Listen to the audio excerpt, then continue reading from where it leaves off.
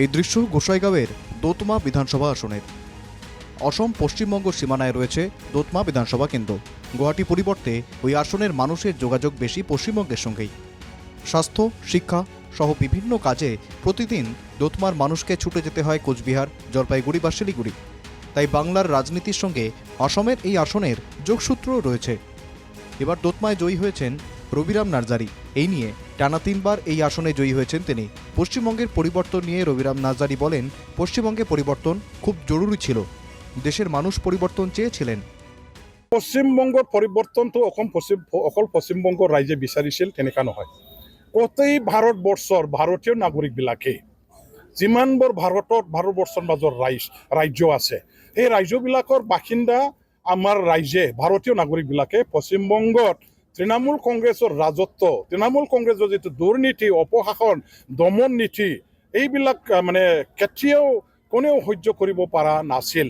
যাৰ কাৰণে এই দমনমূলক নীতি, এইবিলাক মানে ভ্ৰষ্টাচাৰ, এইবিলাক মানে অত্যাচাৰৰ পৰা পৰিত্ৰাণ দিয়াবৰ কাৰণে পরিবর্তনের ফলে সীমানার ওপারে বিজয় উল্লাস। এবারেও প্রত্যাবর্তনের আনন্দ। বিপিএফ বিজেপির নেতৃত্বাধীন এনডিএ জোটের শরিক দল। তাই রবিরাম নার্জারির বিজয় উৎসবে গেরুয়া হল দোতমা।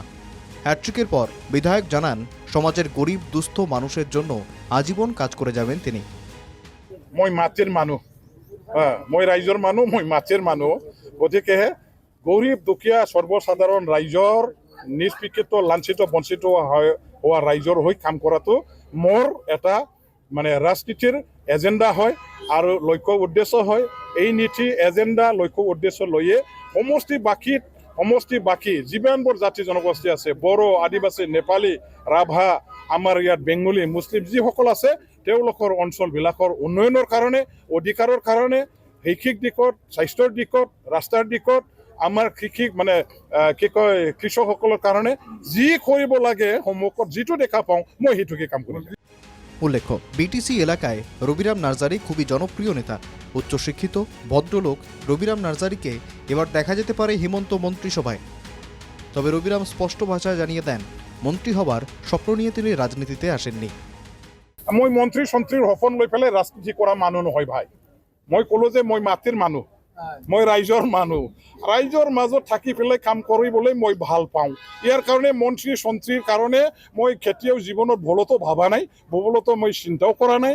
আজিৰ তাৰিখলৈকে মই কোনো আমাৰ হাইকমাণ্ড, আমাৰ দলীয় কেন্দ্ৰীয় কমিটিৰ নেতাবিলাকৰ ওচৰত অমুক লাগে, থামুক লাগে, ইটো দিব লাগে, সিটো দিব লাগে বুলি মই আজিলৈকে এটা শব্দও যোৱা এই 10টা বছৰতো মই কৰা নাই, এতিয়াও মই নকৰিম আৰু ভৱিষ্যতেও মই নকৰিম। যিটো হাইকমাণ্ডে দায়িত্ব দিব, মই সেইটো মূৰত লৈ পেলাই, কান্ধত মানে লৈ পেলাই আগবাঢ়ি যোৱা এজন সাধাৰণ সৈনিকহে। গোসাইগাঁও থেকে গোপাল চন্দ্র রায়ের রিপোর্ট, NK টিভি বাংলা।